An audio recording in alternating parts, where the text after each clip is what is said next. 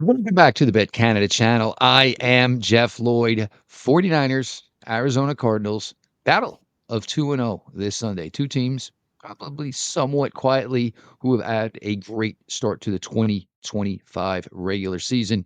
Kyle Posey, producer, NinersNation.com, here to talk some Niners and definitely some Niners Cardinals. Now, the first thing I think when I think about this, Kyle, with the Niners being 2-0 to this point is a lot of guys down. A lot of guys missing. You missing a tight end. You went game 2 without your starting quarterback. I guess your wide receiver 1, I mean, you're gonna call him that even though he feels like he hasn't been around in forever. Some thoughts here on this Niners team that certainly needed, obviously, to, get back to what they felt their brand of ball was.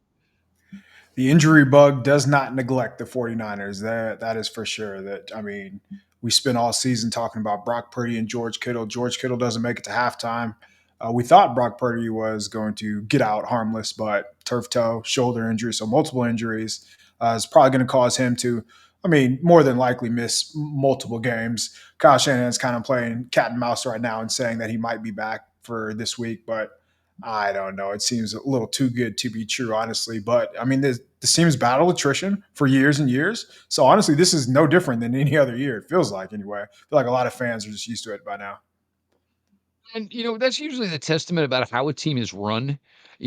What do you do when you are missing key players? Because, yes, look, key players, starting players, veteran players, but sometimes you have to, say, hey, yeah, maybe they are really good players, but yes, as coaches, you don't want to downplay that. But you also want to say, hey, I have some faith in my system and we have some other guys here and, look, it truly is the league of next man up, but, it doesn't always happen. If you are a long, successful, tenured coaching group, it should because, nothing is going to fall on anybody that hasn't been reiterated for a while. So it should be, guys are just waiting for their opportunity. Yeah, and that guy happens to be Mac Jones now, who obviously there's ties with Mac Jones and the 49ers from the 2021 draft, but 39 attempts for a guy who had never thrown a pass as a 49er. He had 279 yards, looked in control, had a very nice 2 minute drive, had a couple of drives toward the end there where he's making throws that backup quarterbacks generally don't make. So I thought it was pretty telling how, I mean, just 39 attempts in general, how confident Shanahan is in Jones to run their offense. So 26 points on the road, man. It's tough to complain about, even though I mean, he had some critiques, but he's a backup. So for them to get 26 points, for them to be as efficient as they were on offense was probably had to be very encouraging for Shanahan. Well, and then you look at it. I mean, look, it's a road win with a backup quarterback. I mean, you sign up for that. I mean, look, if it turned out to be a 9-3 victory, you're going to sign up for that. The fact that Mac Jones actually, kind of looked pretty good doing it is certainly icing on the cake. One of the biggest additions for this San Francisco 49ers team this year was basically a re-addition as Robert Saleh, after the time, with New York ended, and it's always kind of funny how this works out because everybody usually tries to connect the dots. Well, where would you think he would go? Well, we know where he came from, and he did a really good job there. But Robert Saleh, right back in San Francisco. Yeah, he's been amazing, man. Honestly, I know it's only 2 games, but just the differences in how the players are being used. Nick Bosa's lining up more inside, almost than he did all season last year. They're blitzing at a high rate. They're using players. They're putting players in a position to win. And I mean, in fairness, Salah has much better players than that the 49ers fielded last year, but still, they're rookie. They're blitzing Upton Stout. Michael Williams, Alfred Collins came alive. So they're playing a lot of kids up front, but the kids are coming along, which is exactly what you want. I mean, it helps again to have like some of the very best players at their position. Fred Warner won Defensive Player of the Week this week. He had just a trillion tackles. It seems like he's always making plays when he's targeted in coverage. Nick Bosa, of course, he showed up. He always seems to show up when it matters, and having Bryce Huff makes a difference too. But again, like I think it comes back to Silent. Just he always seems to press the right buttons, at least through 2 weeks now. So I mean, if he's doing this in the first 2 weeks with the way that the rookies are, you can only imagine what he's going to be able to do 2 months from now. Once these rookies really get confident and figure out what they can and can't get away with. And I think that's one of like the things that is a benefit of making a move like that, because certainly there's defenders in that room who have zero relationship with Robert Saleh. But when you have a guy like Bosa, when you have a guy, other guys in that room that just say, "No, no, no, no, shut up and listen. Trust me. We lost him because he became too good to just be a defensive coordinator. Just trust me. I have this career. I am the player I am. Just everybody, I know you don't know him. Sit back, get your pens out, get your computers out, make sure you're taking your damn notes." I mean, he's just a step ahead, like I said, like from the blitzes, from the coverages, from the just the sheer aggression, and you can tell that the players are listening to him with how hard they play, right, with how aggressive they are. So, I mean, the upgrade that the 49ers went from defense coordinator last year to this year is just unspeakable terms. So they were very fortunate to have Salah and for him to be available, and I mean, it's paying dividends very early. Now, for years, the wide receiver tandem, of course, for San Francisco, was Ayuk. Of course, it was Debo. Ayuk still out. Ricky Pearsall in year two, looking pretty good. Jawan Jennings, it's Jawan Jennings is probably the guy that every role player in the NFL looks at and says, "Man, just toe the line, do everything they ask of you.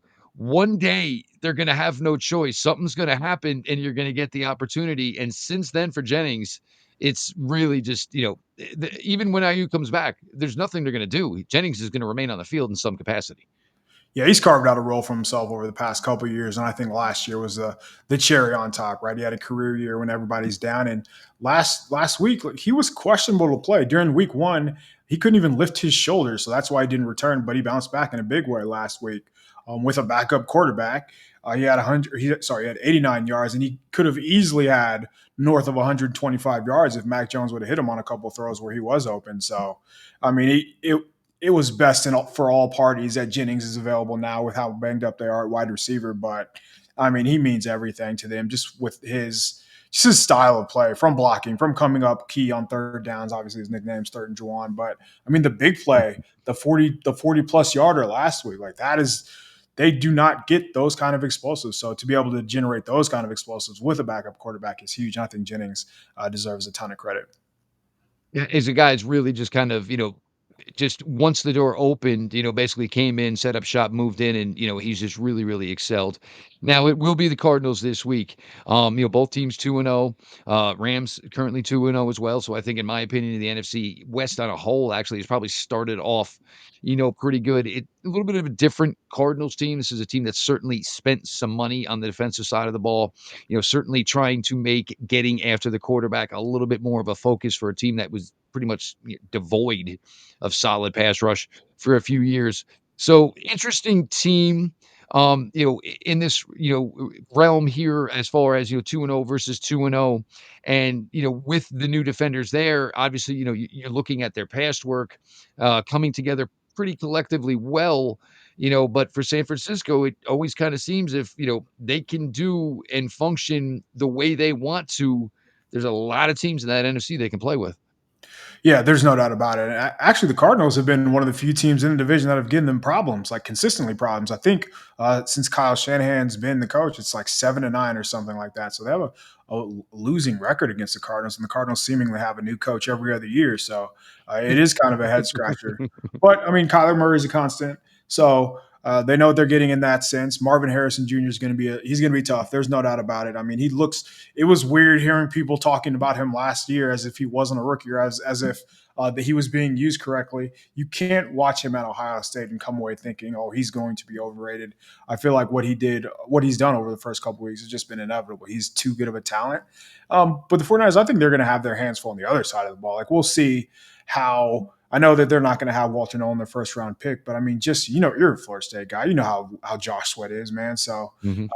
being able to have Josh Sweat, Calais Campbell is 50 and pretty much still playing at the level he was a decade ago. So I think their defensive line, seeing how the 49ers offensive line handles them, is going to be a sight to see. But the Cardinals secondary, I think that's what's really going to come down to it. Like if they're going to come into this game with 2-3 corners down, it's going to be very difficult to stop a Kyle Shanahan passing offense. It usually is, and certainly the one thing San Francisco always knows how to do is to make sure that they get looks for every offensive player on the field, and that is one of the things that I've always kind of marveled at Shanahan. And it's almost probably where there's notes because you don't ever want to put guys on the field and have basically the defenders say, "Look, it's not really going to matter. He never gets a ball," but That is not the way it works for Shanahan. And look, if tight end number 3 ends up with 6 receptions, that means you ignored him and we took full advantage of it. Yeah, it's the here, and I know we just talked about Mac Jones. He threw for 279 yards, but it's the scheme that threw for 279 yards. If we're being honest, like Shanahan could put me or you back there, and we could throw for 100 yards. Just everybody is open all the time. It seems like so. It's not surprising when a guy like Jake Ton just has a game-winning touchdown in the first week. It's not surprising to see Juwan Jennings, who is really not a big play threat, have a 40-yard touchdown last week. So they're getting contributions from everybody. And I think not even having guys like Jordan Watkins, their speedy wide receiver, in there. Obviously, Brandon Ayuk's not playing, but to be able to get contributions from some of these unknowns, it just tells you all you need to know about Shanahan and his offense. So I really don't think that's going to change. He is Kyle Posey, a producer at NinersNation.com on SB Nation. This has been the Bet Canada channel. I am Jeff Lloyd. Like the video, subscribe to the channel, and of course, leave some comments.